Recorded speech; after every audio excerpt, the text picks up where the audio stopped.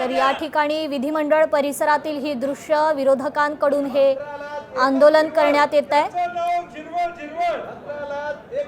सतेज पाटील, विजय वडेट्टीवार, शशिकांत शिंदे या ठिकाणी आंदोलनात सहभागी झालेत। फाईल हलके पैशाने, मंत्रालय चालते हप्त्याने अशा प्रकारची ही पोस्टरबाजी या ठिकाणी करण्यात येते। तर जिरवाळांच्या राजीनाम्याची मागणी या विरोधकांकडून केली जाते। विधिमंडळ परिसरात विरोधकांची ही घोषणाबाजी, जिरवाळांच्या राजीनाम्याची मागणी या ठिकाणी विरोधकांकडून करण्यात येते। विधिमंडळ परिसरातील ही थेट दृश्य पाहतोय। विधिमंडळाच्या पायऱ्यांवर विरोधकांचं हे आंदोलन सुरू आहे। विजय वडेट्टीवार, सतेज पाटील, शशिकांत शिंदे या ठिकाणी उपस्थित आहेत। जिरवाळांच्या राजीनाम्याची मागणी या ठिकाणी या विरोधकांकडून करण्यात येते। विधिमंडळाच्या पायऱ्यांवर विरोधकांचं हे आंदोलन सुरू आहे। तर आज अर्थसंकल्पीय अधिवेशनाचा हा दुसरा दिवस आहे। त्याच पार्श्वभूमीवर विरोधकांकडून मात्र हे आंदोलन सुरू आहे। विधिमंडळाच्या पायऱ्यांवर विरोधकांचं हे आंदोलन सुरू आहे। नरहरी झिरवाळ यांच्या राजीनाम्याची मागणी या ठिकाणी विरोधकांकडून आता करण्यात येते।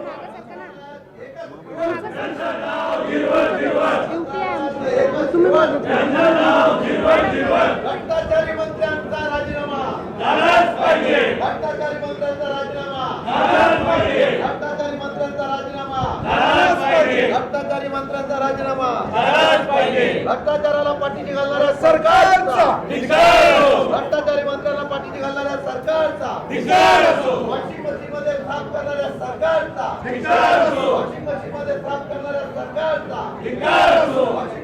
सरकार विरोधात या ठिकाणी मोठ्या प्रमाणात विरोधकांकडून घोषणाबाजी केली जाते। नरहरी झिरवाळ यांच्या राजीनाम्याची मागणी या ठिकाणी विरोधकांकडून केली जाते। विधिमंडळाच्या पायऱ्यांवर हे विरोधकांचं आंदोलन सुरू आहे।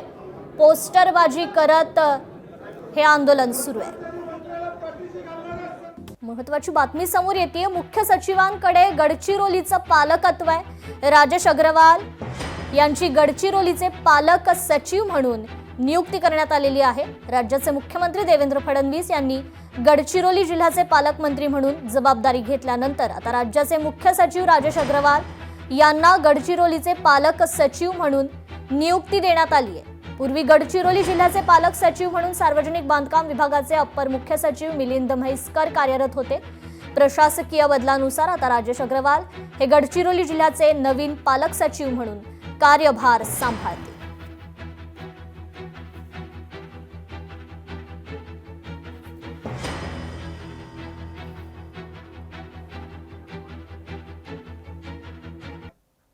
महत्त्वाची बातमी, पुणे मुंबई एक्सप्रेस वेवर वाहतूक कोंडीवर विधानसभेत प्रस्ताव आहे। जयंत पाटील विधानसभेत हा स्थगन प्रस्ताव आणणार आहेत। 32 तास वाहतूक कोंडी, त्यानंतर पुन्हा होणारी ही वाहतूक कोंडी, यावर आता विधानसभेत प्रस्ताव मांडला जाणार आहे। महत्त्वाचा हा प्रस्ताव जयंत पाटील विधानसभेत स्थगन प्रस्ताव आणणार आहेत। पुणे मुंबई एक्सप्रेस वेवरील वाहतूक कोंडीवरील हा जो प्रस्ताव आहे तो आता विधानसभेत मांडला जाणार आहे। लोकशाही मराठी ऐका, पहा, जागरूक रहा।